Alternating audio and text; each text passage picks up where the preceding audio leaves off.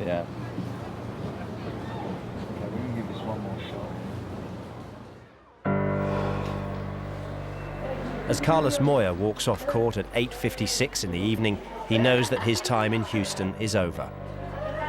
He's just taken Roger Federer to 3 sets. At times, it looked like he might go all the way. But in the end, he just couldn't quite beat the man that some say is unbeatable. Well, today I thought it was tough mentally. Obviously to go into such a match, knowing I'm qualified and so much, and I didn't quite need it that much. You play against a guy that is dominating tennis in a way that it was a long time ago that somebody did like this. So maybe you play with more pressure than against any other guy. But as I said, you have to take your chances, otherwise you lose. It's the end of the road for Moya, the first player to leave the 2004 Masters Cup.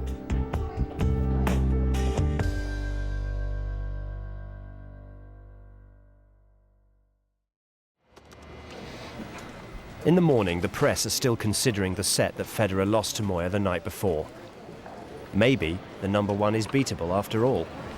I mean, Carlos Moya played really well last night, didn't he? But still came close, but not quite close enough. Federer? He's beatable, but he'd have to be slightly below his best. It will be close. It won't be as easy as he would like, but I think Federer is supreme at the moment. I think Federer will win. I think he's the most complete player I've maybe ever seen. Obviously, he's the biggest star Switzerland has ever had. And sometimes he invents shots that nobody thought were possible. I think he's bigger than the biggest mountain we have in Switzerland. For the rest of the players, thoughts of beating Federer will have to wait. It's a crucial day, at the end of which 3 players will leave the competition. Marit Safin will play Tim Henman in the night match. The winner will go through to the semi-finals. It's a good situation, I think. We both know where we stand. And the winner goes through and the loser doesn't. So I'm looking forward to it. As well as practicing before his match with Henman, Safin is rapidly finding some new fans. Safin is just beautiful. Definitely. He disappeared for a while, but now that he's back, he's got a lot of support. Yeah, it's freezing. Hola. Do you want to go to lunch, guys? Yeah.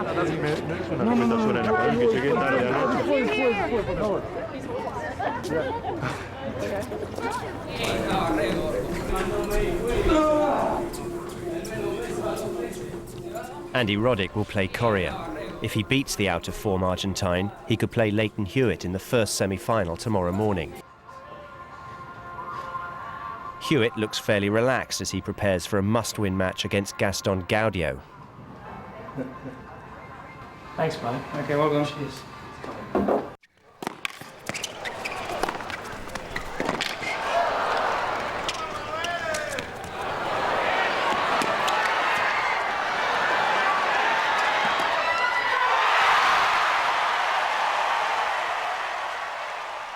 While Hewitt makes short work of Gaston Gaudio, Coria is preparing for his meeting with Andy Roddick, and he's still trying to get some extra strength in that right shoulder of his.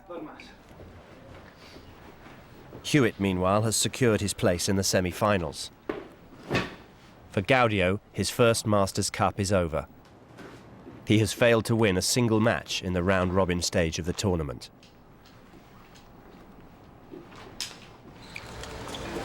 Coria may well be on the same plane back to Buenos Aires tonight. He's showing some of the form that has taken him to the tournament as one of the top 8, but it's not enough against the world #2. Do you feel that maybe your level is getting back to where you were perhaps before you took that injury break? Igual me falta todavía. Yeah, I know I still have to improve my serve and the timing in certain areas of the court. But I'm very happy with my performance today. Coria is only 22 years old. His body should recover. But when you're 30, and the oldest player in the top 8, staying fit is a constant battle. And that's probably the third time that nail's come off this year.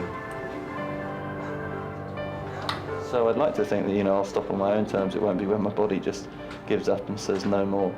But it's, yeah, that's part of the challenge, isn't it? Because it doesn't recover quite as quickly as it used to. Henman knows that there may not be many more chances of playing in a Masters Cup event. He must be focused, fit, and ready to take on the Russian challenge. Losing will result in an early trip home.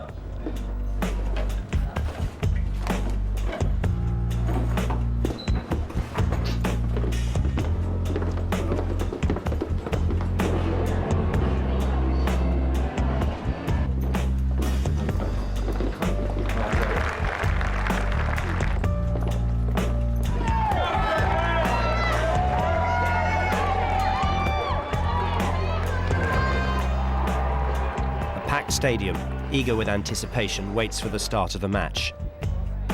There's strong support for both players, but it's the Russian fans who are first to find their voices. Safin breaks Henman's serve in the first game of the match. The British supporters are seeing their player outclassed and outgunned by the Russian. It's a nervous time.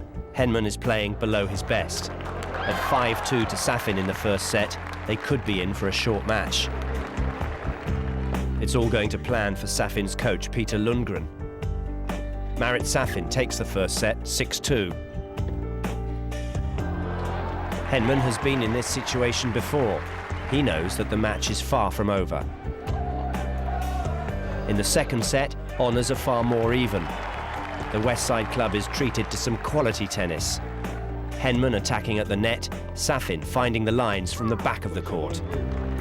Neither player can break the other's serve. There's nothing to separate them. Henman must win a second set tiebreaker to stay in the tournament.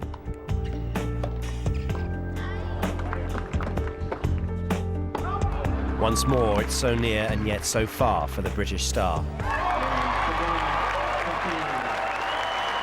He loses the match, and with it, his chances of playing in the semi-finals tomorrow. It's a journey, it's a learning process, and I think the minute you think you can't improve or you've stopped improving, then you're done. I couldn't be more excited about, you know, next year and what lies ahead. See you later, boys. Everybody, let's get up and give them a great welcome to the semifinals. When they come in the stadium, what a match this is going to be. Here they come. Let's meet the players. He's finished the year at #1 twice. Please welcome the wonder from the land down under, Leighton Hewitt. He's currently the #2 player in the world. Please welcome the All-American boy from just down the road in Austin, the kid back in the big heat, Andy. It's semi-final day at the West Side Club in Houston. Of the original 8 players who qualified for the tournament, half survive. By the end of the day, another 2 will be on their way home. It's a big match for both Hewitt and Roddick. If the Australian wins the tournament, he will take over the American's #2 ranking.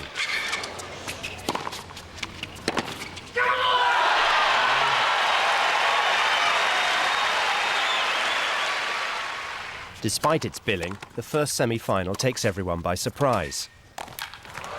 The American can't get his game together. Everything seems to be working out of sync.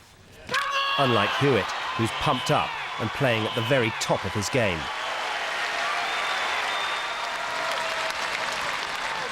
He takes the first set with all the fire that's expected from this Australian.